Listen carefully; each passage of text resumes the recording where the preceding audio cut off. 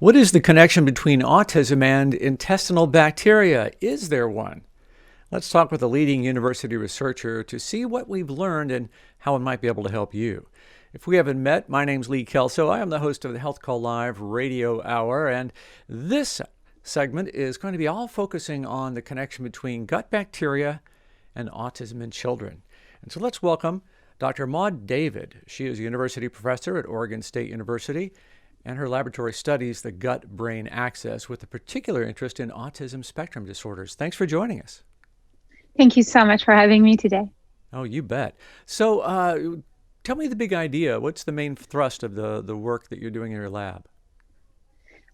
So we're working on trying to find mechanisms that link the gut and the bacteria in the gut with some of the autism symptoms, but we also work on multiple disorder, neuro disorder. So globally, we work on trying to identify this mechanism in the gut and see how they can impact the behavior. And we do that in human, but also in mouse and other animal models. Okay. So let's start with what we know about children, about autism and the microbiota. Okay. So what we know really about children with autism and the microbiota is that let's start really clinically, right? And there is a lot of literature on children with autism that have multiple gastrointestinal disorder.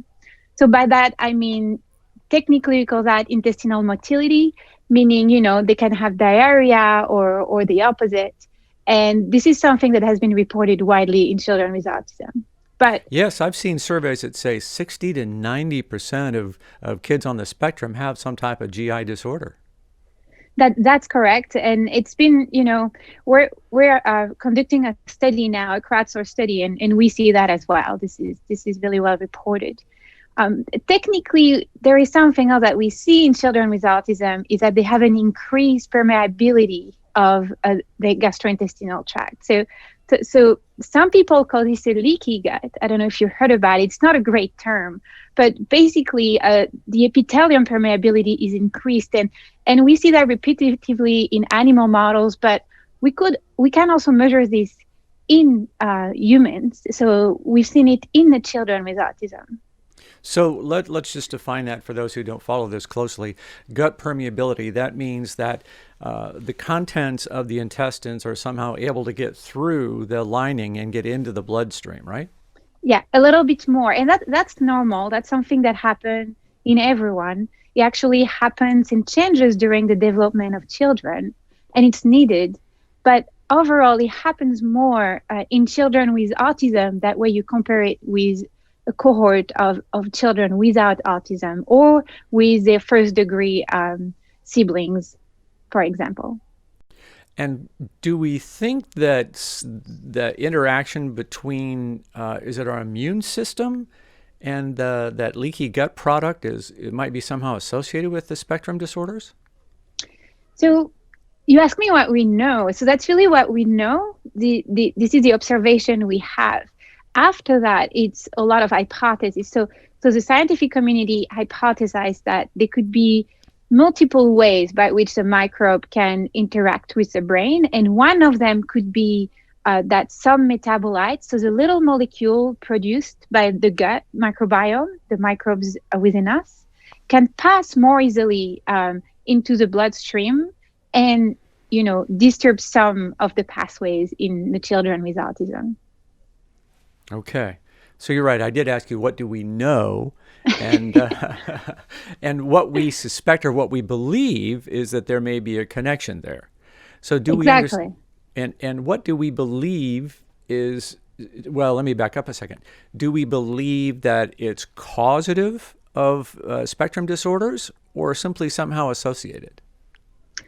So the causative is always something that we would like to infer really badly in all of our studies. Unfortunately, it's almost impossible to do in human study.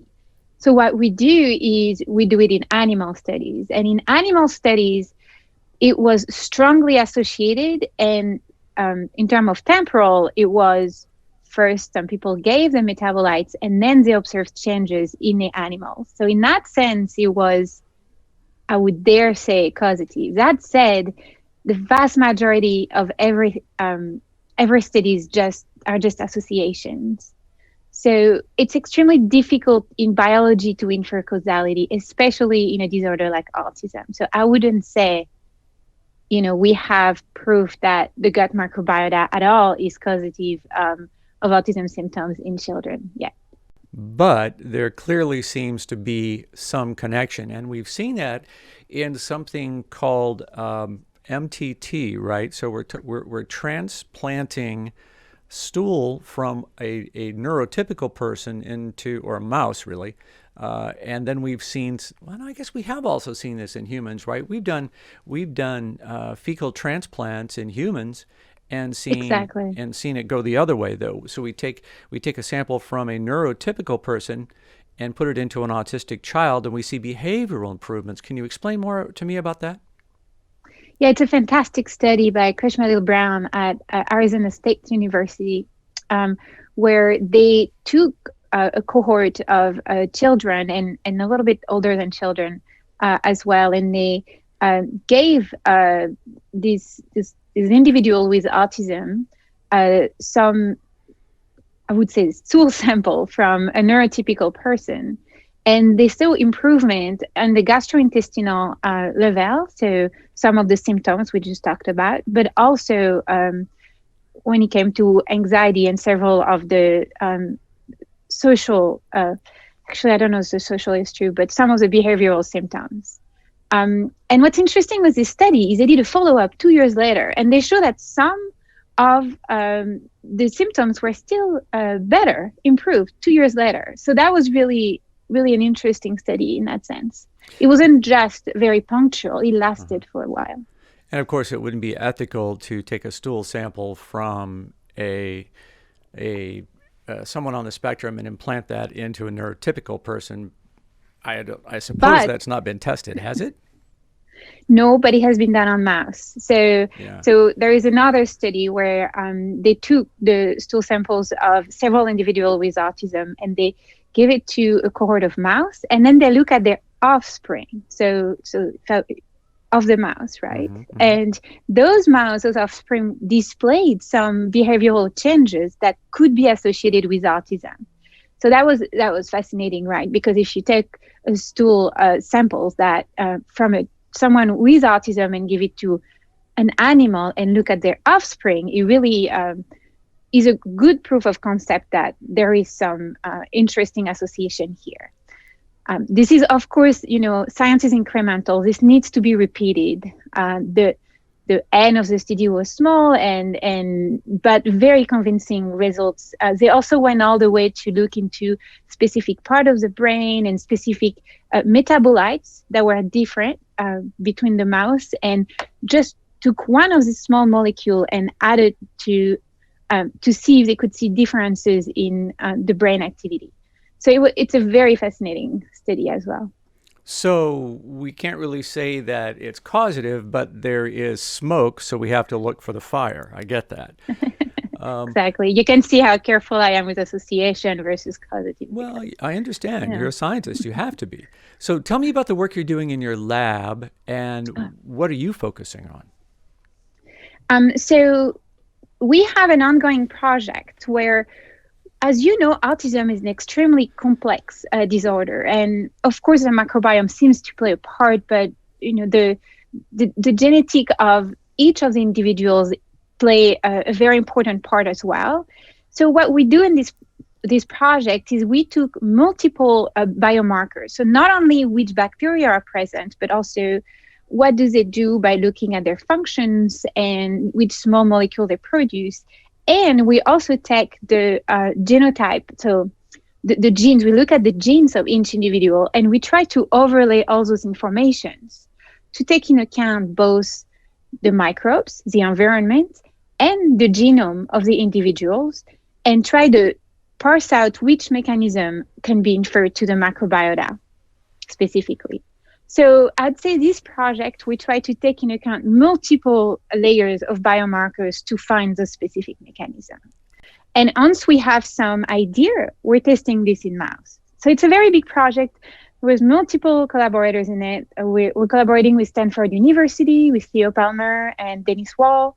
We're collaborating with Second Genome, which is a company with Choco Iwai.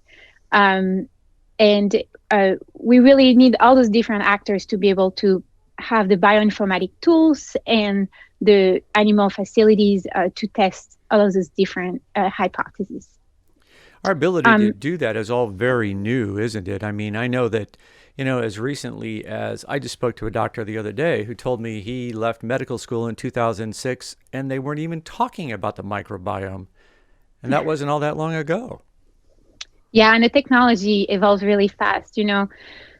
What we do to look at the microbiome is we sequence. So we look at the gene present, and sometimes we look at a specific gene to try to identify the microbe.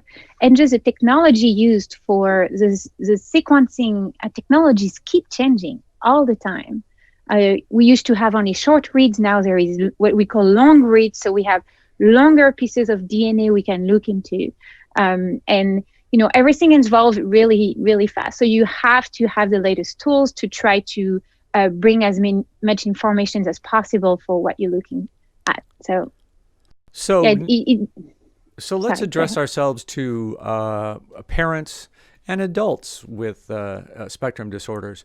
Based on what you and others have learned in your field, do we have anything that gets closer to a suggestion or advice on how you should manage your microbiome or your intestinal tract to minimize symptoms? So if we talk about the general population, you and I and everyone, it always boils down to a great diet. Like the Western diet, processed food is not ideal for your gut microbiota. And this thing's proven over and over and over in multiple studies. Increase fiber, increase fruit and veggie. Really try to cook at home if you can, if you have the time to do that. That said, the moment there are some serious GI tract symptoms, of course, you need to go see your primary care provider. This is key. And then you can discuss with your primary care provider if you want to try, specific diets, if you want to avoid specific food. But that should always be consulted with your primary care doctor. The last few years, there is the use of probiotic has been really exploding. It's actually a market that's incredibly, it's really big now in the US especially. I think the latest survey showed that it's almost 30% of the populations of adults take some sort of supplement, food supplement or diet supplement. And that's really big.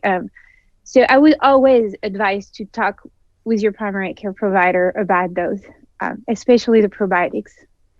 So what are we seeing in terms of results from any of those dietary changes or probiotic supplements, for example? Is there any evidence that it's making a difference in terms of behavior, both autism spectrum and anxiety?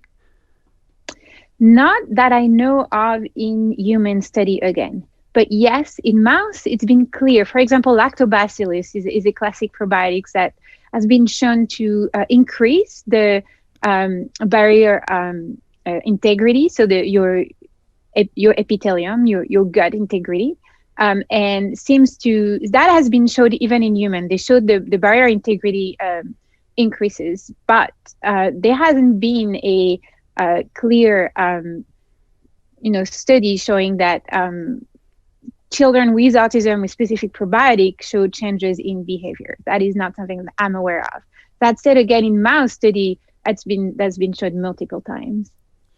So if we've seen some positive results from doing a fecal transplant from a neurotypical person into someone with spectrum disorder, is that worthy of a family experimenting with? I mean, can they find help somewhere? Because it's not something you're going to do yourself, right? Is really there a center or some place that you can go that specializes in this? So I will really emphasize that. Do not try to do it yourself. Actually, there was a moratorium by the health authorities on fecal transplant because someone died in one of the tests that was done a couple of years ago. I really emphasize to not try or do this yourself. It needs to be in a setting with a healthcare provider or a researcher or a specific study and specific protocols. This is really, really important. So if you want to talk about this, again, you should talk to your primary care provider. I would really advise you to go through your healthcare provider. I can't really give names or companies that would do this, because that would be against it at this point. I get that, but are there places that are specializing in this? If I want to try it, is it possible for me to find somebody who's qualified and can specialize in this? So I think the only case where there is a protocol in place where you can go to a hospital to ask for was in the case of Clostridium difficile, and I may be wrong, I guess not my specialty, but outside of Clostridium difficile, you cannot try if it's not in a specific research protocol.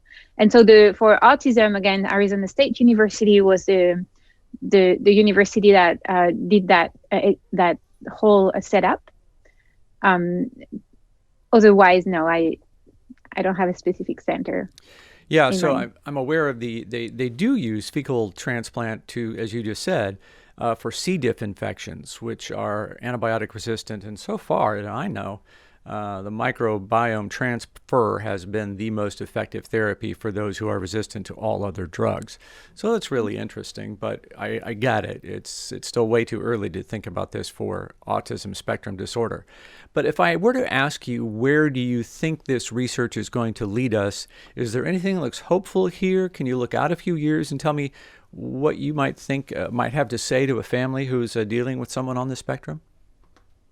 Yeah, I'd say there is a lot of progress. It's very incremental, it's slow, but there is a lot of progress. There is a lot of patents that have been submitted for specific compounds that people found helping a lot the symptoms, the behavioral symptoms in mouse. So the first step is to start there. You have to look into find specific compounds that you think are interesting, test them in mouse, and then you have to do a lot of other testing to try to bring it to market. And I'd say that there is a lot of hope here. Another part that is happening in the last few years is people come to slowly understand that it's not maybe one specific bacteria or one specific small molecule. It could be more complex interactions and other understanding of microbial ecology advance. That means that we can hopefully try to be more effective at manipulating the gut microbiota. So I have had my biota analyzed and taking a look at what's living in there and how much diversity there is, that kind of thing. Am I correct that those with spectrum disorders tend to have very limited microbiota diversity, so they have a high concentration of just a few bacterium? So it's true. Overall, what we call the alpha diversity, so the diversity of each sample, seems to be lower in children with autism in several studies. It's not always the case in all studies, but it seems to be in several studies. And so that's a very interesting point that several people working in the field have made. So that's something we also observe in our study. It's like in some study even correlated this with the symptoms, the behavioral symptoms, like how was your child doing this week? Was he more anxious or less anxious, etc. And that's something that several studies have observed. That said, again, it needs to be repeated. A lot of the studies have small sample size, and some studies do not agree with that observation completely. So at this point, do you have any, I'm not going to say, let me just ask you your belief or gut hunch. What do you think is the connection here, and where does your curiosity want you to follow?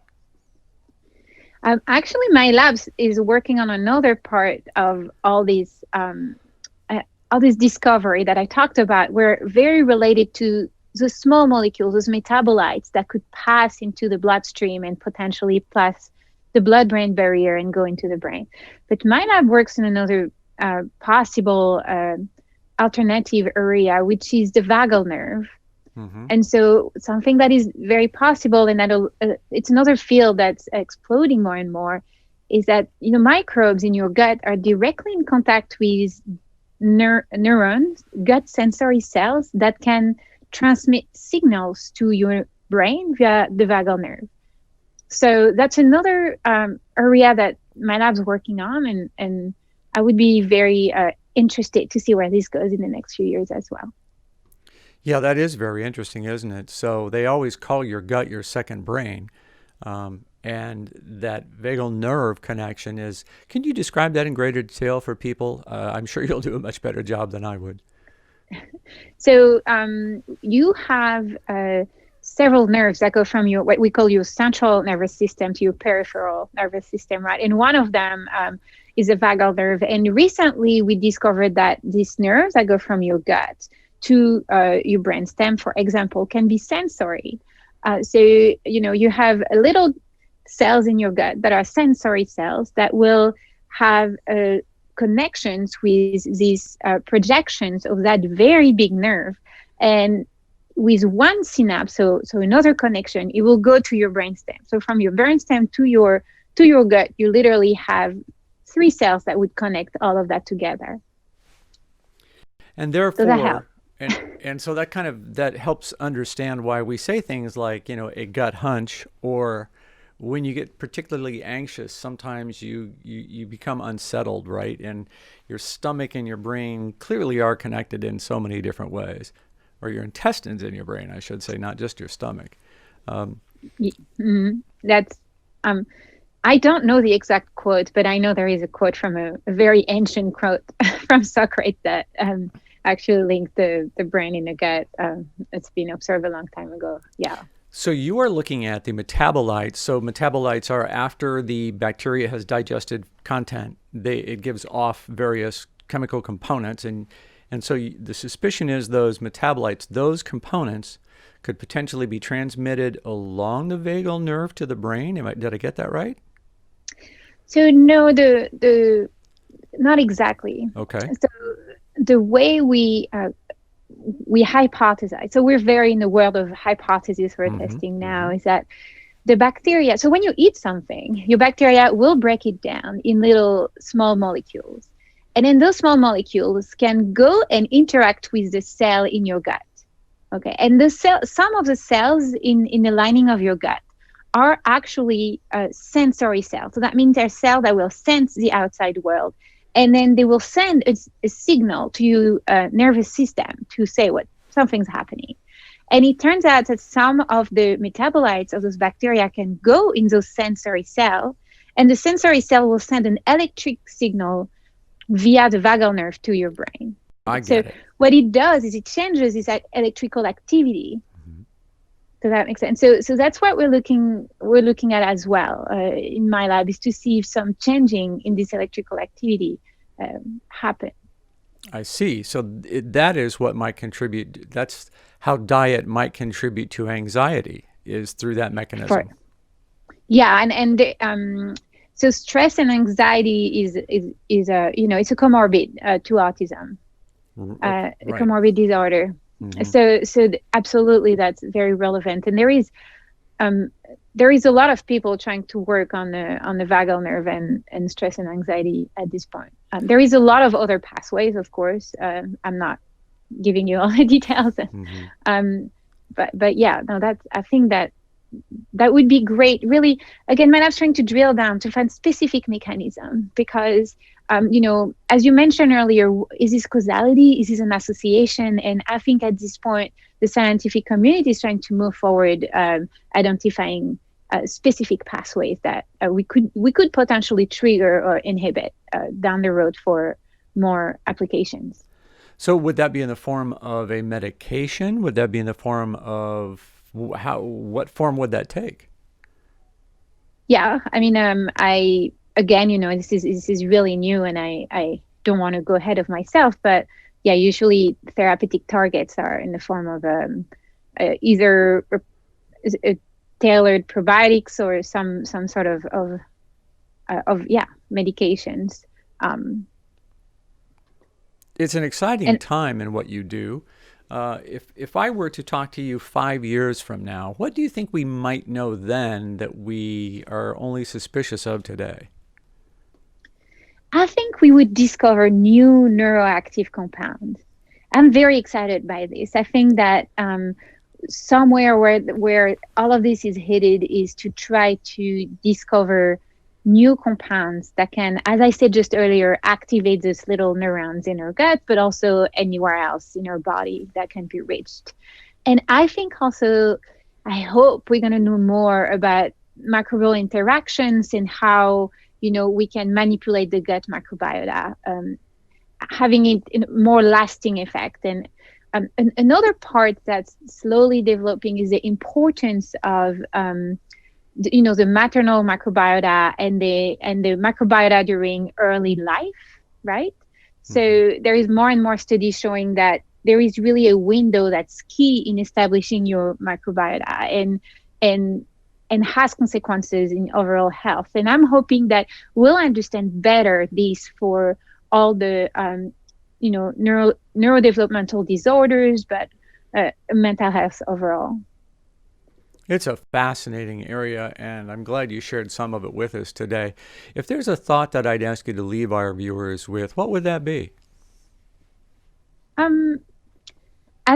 I'd say that exactly what you said. This is an area really in development. I think there is more and more press that tries to relay all those informations to the public and to everyone. And I would really encourage everyone to try to stay in touch with scientific and the scientific community, and do not hesitate to reach out to us. Sometimes it's difficult. I know, papers are not always easy to read, but there is more and more open source science, and I really invite everyone to be curious and to listen to this podcast, but also to a lot of other scientific podcasts, and read articles and contact scientists. Don't hesitate. And I think we have to leave it there. Thank you. That is Dr. Maude David. She is a researcher into the influence of the microbiome on both anxiety and spectrum disorders at Oregon State University in Corvallis. Dr. David, thank you. Thank you so much again for having me today.